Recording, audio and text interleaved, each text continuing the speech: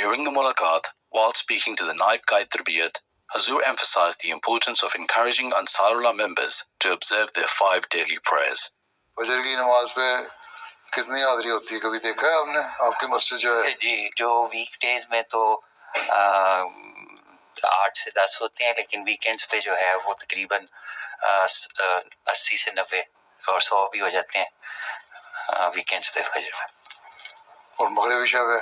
مغرب عشاء پہ جو ہے وہ تقریباً 15 سے 20. جی اس وقت تو آج تو لمبے دن ہیں، جی کام سے فارغ آ چکے ہوتے ہیں جی واپس.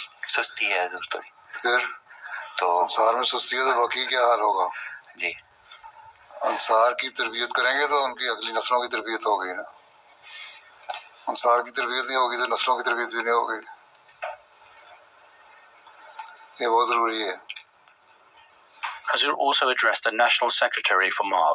جتنی کوشش مال میں کرتے ہیں چندہ لینے کے لیے، اتنی کوشش تربیت والی اگر کریں تو باقی مسائل بھی حل ہو جائیں.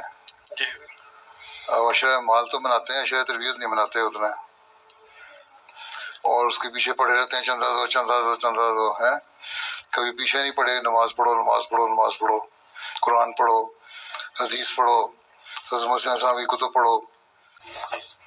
اور یاد ہے دو اجتماع پہ آپ لوگ آئے ہوئے تھے یہاں انصار اللہ کے، تو بڑے فخر سے آپ نے کہا ہمارے 35% انصار جو نمازیں پڑھتے ہیں.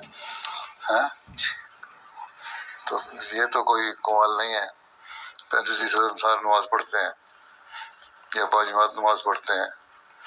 جن کے گھر دور ہیں سینٹر سے، کم از کم گھروں میں رواج ڈالیں باجماعت نماز کا. کم از کم بیوی بچوں کو اکٹھا کر کے نماز پڑھ لیا کریں، اس سے ایک باجماعت نماز کا احساس تو پیدا ہوگا.